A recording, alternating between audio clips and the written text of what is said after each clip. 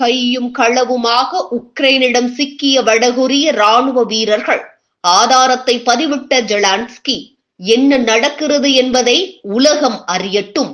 ரஷ்யாவில் தங்கள் கட்டுப்பாட்டுக்குள் உள்ள குர்ஸ்க் பகுதியில் 2 வடகொரிய வீரர்களை உக்ரைனின் பாதுகாப்பு படையினர் கைது செய்துள்ளனர்.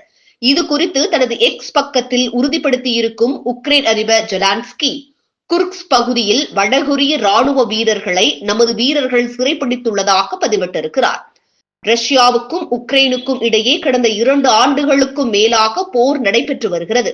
இவர்களின் போர் எதற்கு மூண்டது என்பது பார்த்தால், மேற்குலகின் நேட்டோ நாடுகளுடன் சேரும் உக்ரைனின் முயற்சி ரஷ்யாவுக்கு பாதுகாப்பு அச்சுறுத்தல் என்று கூறி ரஷ்யா போர் தொடுத்த நிலையில் அமெரிக்கா உள்ளிட்ட மேற்கு நாடுகள் உக்ரைனுக்கு ஆயுதங்களை அனுப்பி ரஷ்யாவுடன் மறைமுக போர் நடத்தி வருகிறது. இந்த நிலையில் ரஷ்யாவுக்கு ஆதரவாக வடகொரிய வீரர்கள் 12,000 பேர் அனுப்பி வைக்கப்பட்டதாக உக்ரைன், தென்கொரியா, அமெரிக்கா நாடுகள் எச்சரித்தனர்.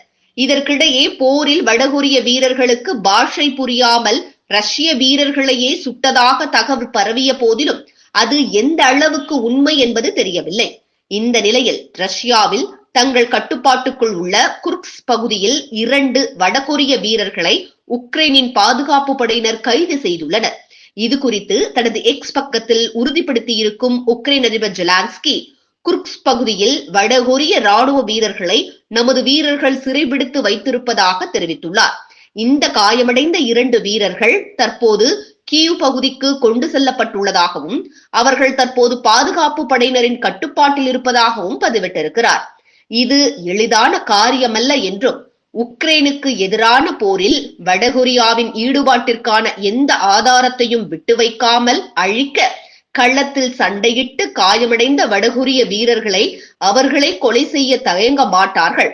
இதனை முறியடித்து 2 வடகொரிய வீரர்களை தங்கள் படை சிறைபிடித்துள்ளது பாராட்டிற்கு உரியது என்றும், அனைத்து போர் கைதிகளையும் போலவே இந்த 2 வடகொரிய வீரர்களுக்கும் தேவையான மருத்துவ உதவிகள் செய்யப்பட்டு வருவதாகவும், பத்திரிகையாளர்கள் இந்த கைதிகளை அணுக அனுமதிக்குமாறு படையினருக்கு தான் உத்தரவிட்டுள்ளதாகவும், என்ன நடக்கப் போகிறது என்பது பற்றிய உண்மையை உலகம் அறிய வேண்டும் என்றும் அவர் பதிவிட்டிருக்கிறார்.